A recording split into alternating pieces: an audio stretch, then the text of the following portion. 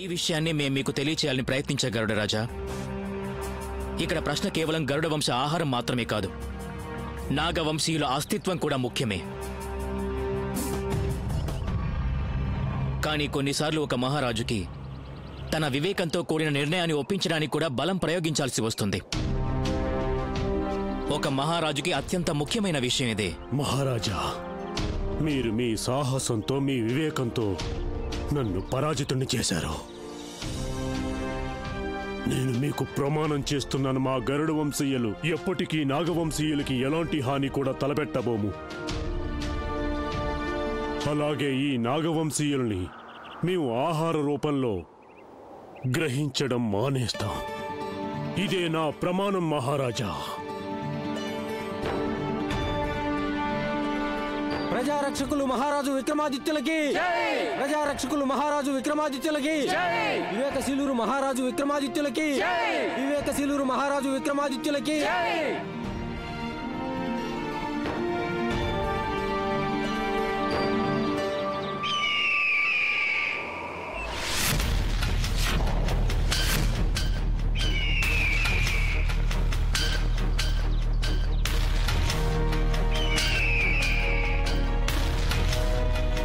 గరుడ వంశీయులారా,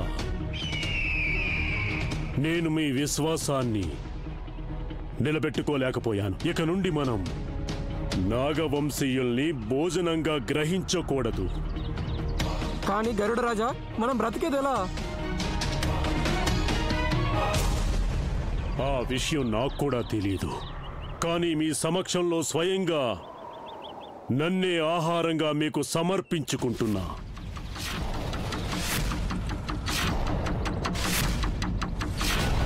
మీరు నన్ను భుజించండి. నన్నే.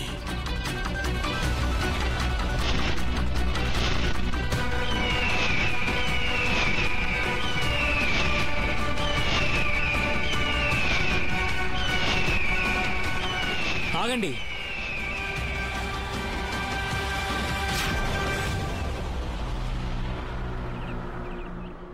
ఏమిటి అనర్థం గరుడ రాజా? రాజా, నా ధర్మాన్ని పాటించడానికి ఈ మార్గం ఒక్కటే నా వద్ద మిగిలింది.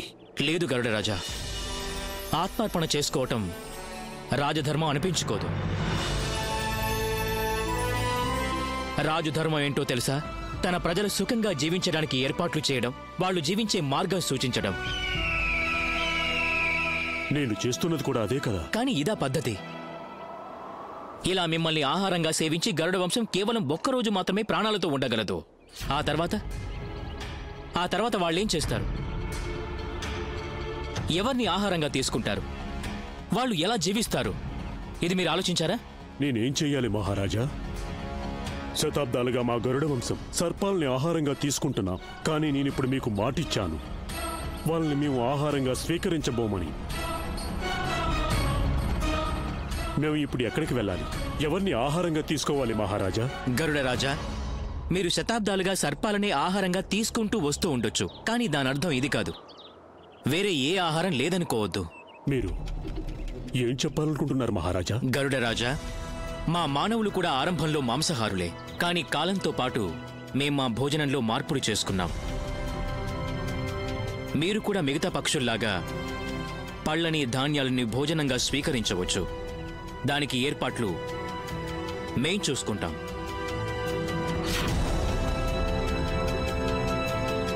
మహారాజా, ఇలా జరగడం సంభవమేనా? మా గరుడ వంశీయులు అలాగే నాగవంశీయులు ఒకే స్థానంలో కలిసి ఉంటూ ఆహారాన్ని గ్రహించగలమా? ఇది మహోన్నత నగరం ఉజ్జయిని గరుడ రాజా. ఇక్కడ ఏది అసంభవం కాదు.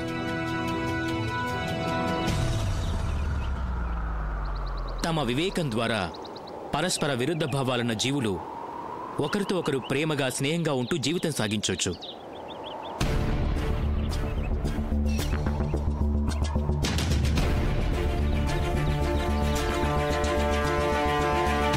ఇప్పుడు మీరందరూ మీ మధ్య ఉన్న శత్రుత్వాన్ని మరిచిపోయి ఒకరితో ఒకరు స్నేహంతో, ప్రేమతో జీవితం సాగించడానికి సిద్ధంగా ఉన్నారా?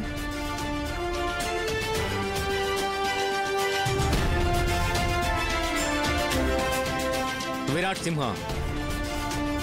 ఆజ్ఞ మహారాజా. ఇకపై గరుడ వంశానికి నాగవంశానికి భోజన ఏర్పాట్లన్నీ ఉజ్జయినిలోనే జరగాలి. అలాగే మహారాజా.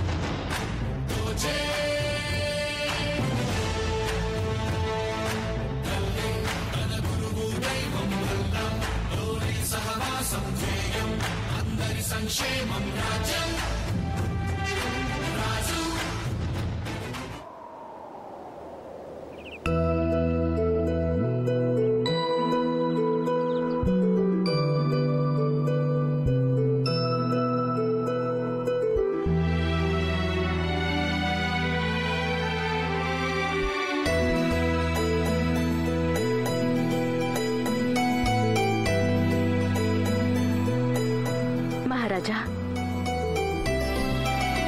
నేనెప్పుడూ ఊహించుకుంటూ ఉండేదాన్ని, ఇలా ఎందుకు జరగకూడదు? ఈ లోకంలో ఉన్న సమస్త జీవులు, సమస్త ప్రాణులు తమ తమ శత్రుత్వాల్ని మర్చిపోయి ఒకే చోట శాంతి సామరస్యాలతో ఉండాలని. కానీ ఇలా ఎప్పుడు అనుకోలేదు, ఈ అభూత కల్పన ఒకరోజు ఇలా నిజం అవుతుందని. ఇది నిజం మహారాజా, మీరు మహానుభావులు. నాస్తి బుద్ధిమంతా శత్రువు. శాస్త్రాల్లో వివేకవంతులకి శత్రువులెవరూ ఉండరని రాసి ఉంది. కానీ మీరు దాన్ని కూడా అధిగమించి మీ యొక్క వివేకంతో జన్మతః శత్రువులైన జాతుల మధ్య స్నేహం కలిగించారు. మహారాజా, ఈరోజు మీరు సర్పాలు పక్షులు ఒకే చోట నివసించవచ్చని నిరూపించారు. ఇది అసాధ్యం, కానీ మీరు మాత్రమే సాధ్యం చేశారు. ప్రశంసలు గర్వం కలిగించలేదా? గర్వపడు సమ్రాట్. ఎందరెందరో అహంకారంతో మిడిసిపడుతూ కాలగర్భంలో కలిసిపోయారు. రాజా విక్రమాదిత్య, అహంకార పరీక్షలో నువ్వు ఉత్తీర్ణుడివి కాగలిగావు. ఇప్పుడు నీ ముందున్న మార్గం సులభతరం కాదు.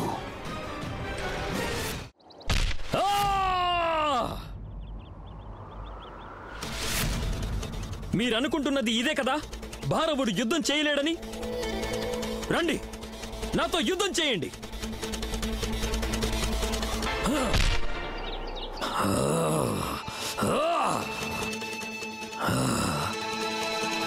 మీ స్థానంలో కనుక చిన్నన్నగారు ఉండి ఉంటే ఆయన కూడా ఇదే గతి పట్టేది.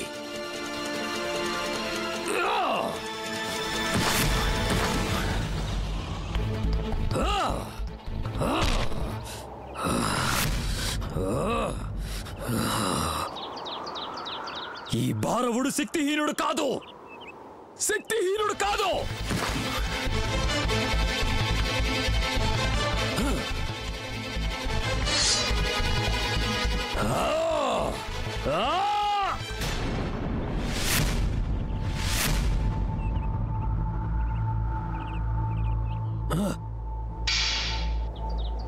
ఏకాంతం,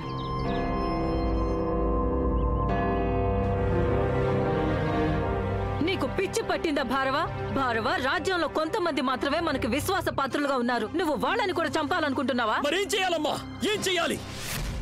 చిన్నాన్నగారు మమ్మల్ని ఎలా అవమానించారో మీరు కూడా చూశారు కదా. మేము నిన్ను సమస్యని పరిష్కరించమని పంపాం భారవా, ఆ సమస్యని ఇంకా పెంచమని కాదు. నేను నాగవంశ సమస్యనే కదా పరిష్కరిస్తున్నాను. సమస్యని పరిష్కరించే విధానం ఇదేనా? నువ్వు ఎంతమంది గరుడల్ని చంపావో తెలుసా? నాకు ఈ క్షణమే ఆయన్ని అంతం చేసి ఉజ్జయినిని దక్కించుకోవాలనుంది. నీకు జరిగిన ఈ అవమానమే నీకు బలంగా మారబోతుంది భారవా. ఈ అగ్నిని భరించడం నేర్చుకో. ఎన్నాళ్ళమ్మా, ఎన్నాళ్ళు?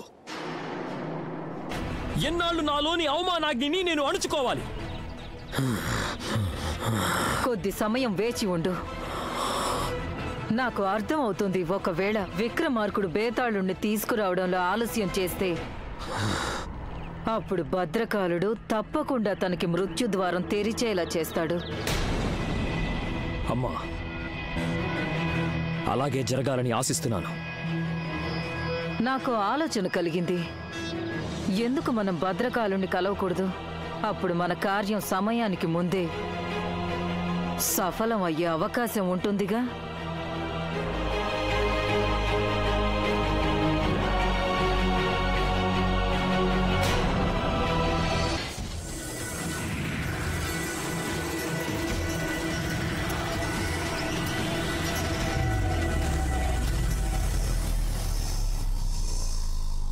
ఇంతవరకు నువ్వు ఈ భద్రకాలుని అర్థం చేసుకోలేకపోయావు. నీ అంచనా ఏంటి? నేను ఇక్కడ ఒంటరిగా నిలబడి నీకోసం వేచి చూస్తున్నానా? నా ఆలోచన ఏమిటో తెలుసా? ఒకవేళ నువ్వు గనక మాట నిలబెట్టుకోలేకపోతే నీ భార్య అలాగే నీ ప్రజలందరినీ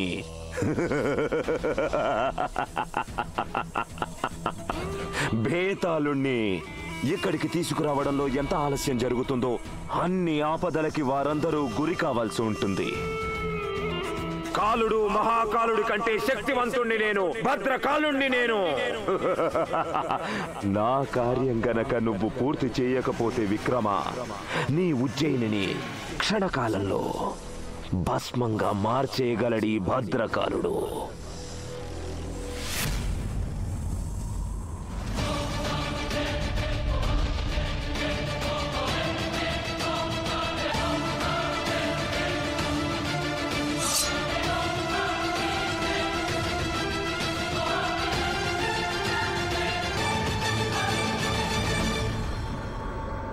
నేనిప్పుడు నీ మాయలో పడే అవకాశం లేదు భేతాళ. ఎక్కడ దాక్కున్నావు? నా ముందుకురా. నీ తల పైకెత్తి వెనక్కి చూడు.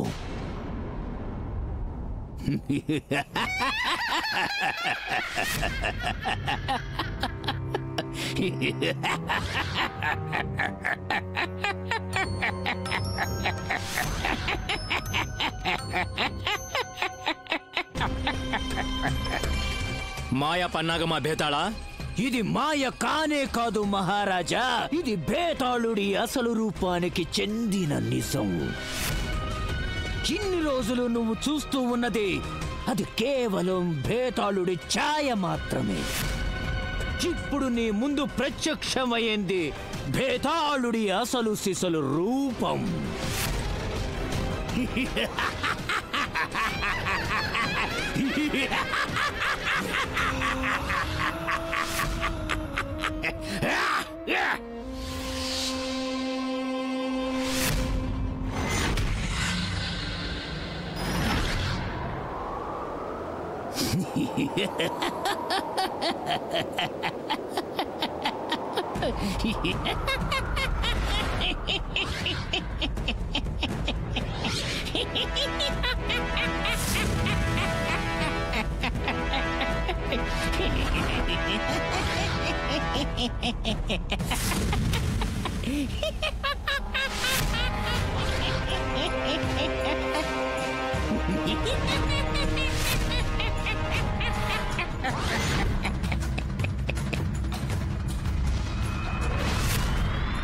మహారాజా, నా తోకలోని శక్తి ద్వారా నువ్విప్పుడు నన్ను పట్టుకోలేవు.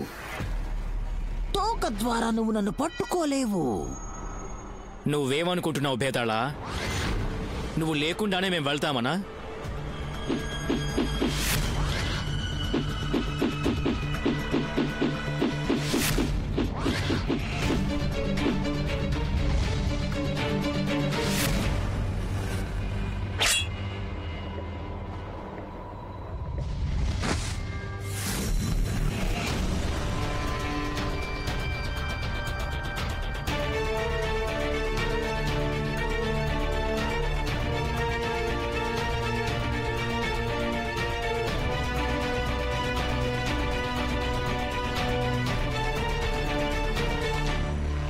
ఏం జరిగింది?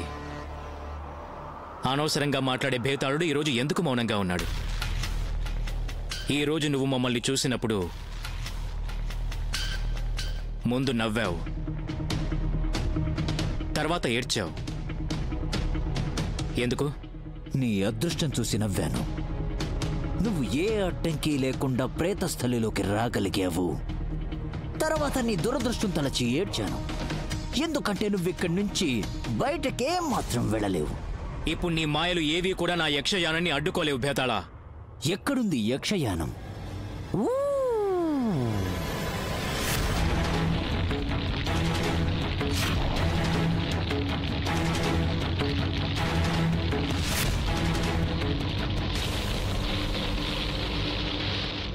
ఇక్కడ కాలిపోతుంది నీ రథం కాదు, నీ అహంకారం.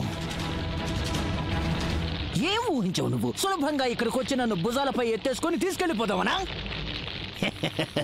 నువ్వు బేతాళుణ్ణి అణుమాత్రం కూడా అర్థం చేసుకోలేదు. మా కనిపించింది మేం చేసేసాం.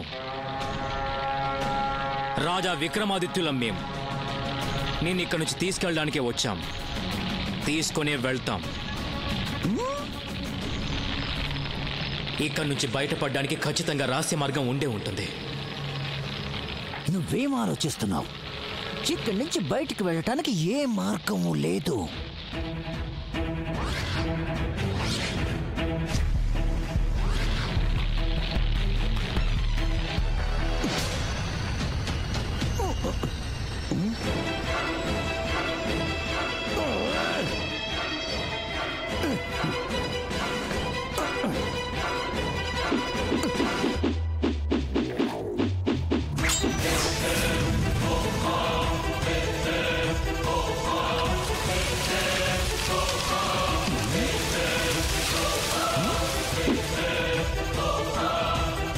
ఏ దారైనా నా సొంతమే.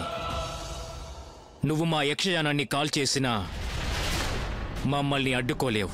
రాజా, ఇది నీ బుద్ధి బలమని నువ్వనుకుంటున్నావు, కానీ నిజానికి ఇది నీకొక పరీక్ష మాత్రమే.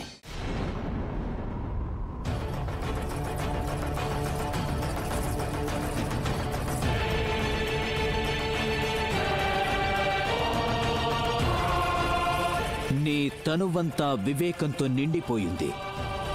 ఆలోచించి నిర్ణయం తీసుకుంటావు. ప్రేతస్థలిలో ఎలాంటి మార్గం లేకపోయినా నువ్వు దారిని సృష్టించుకోగలిగావు. ఇది ప్రశంస కాదని తెలుసు బేతాళా. తర్వాత సవాల్కి నాంది అని అర్థమైంది. ఇది సాదాసీదా సమస్య కాదు, ఒక క్లిష్ట సమస్య. ఇప్పుడు మన దిశ మారిపోయింది. ఇక కథలో నియమాలు కూడా భిన్నంగా ఉంటాయి, ఎందుకంటే ఇది రహస్య మార్గం. ఇక్కడ చీకటి సమయం ఎక్కువ, అందుకే కథ మధ్యలో నీ దారిని నేను అడ్డుకోను. విక్రమ, కథ చివరిలో నేనడిగిన ప్రశ్నలకి నీవు సమాధానమివ్వాలి. తెలిసి కూడా నీవు సమాధానమివ్వకపోతే నీ తల 1000 వక్కలవుతుంది. నేనిప్పుడు నీకొక కొత్త కథ చెప్తాను. సోనాపుర యువరాజు చంద్రకాంత్ కథ. రాజా నర్సింగ్ గారు చంద్రకాంత్ని యువరాజు సింహాసనంపై కూర్చోబెట్టిన కొద్ది రోజులకే దేహత్యాగం చేశారు. పిండ ప్రదానం చేయటానికి యువరాజు నదీ తీరానికొచ్చాడు. మహారాజా, ఇప్పుడు మీరు మీ తండ్రి గారికి తర్పణాలు వదలండి.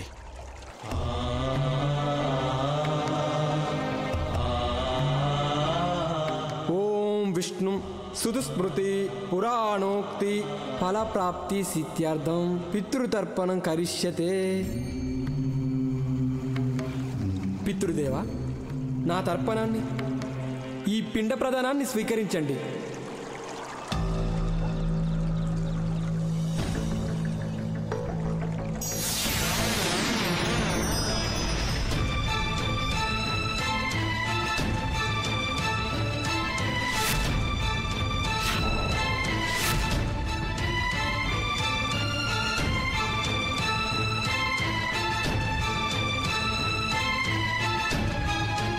నాయనా చంద్రకాంత్, నాకు తర్పణం ఇవ్వు. నేనే నీ తండ్రిని. లేదు నాయన, నేనే నీ తండ్రిని. చంద్రకాంత్, నీ నిజమైన తండ్రిని నేనే. నాకు తర్పణం చేయి నాయనా.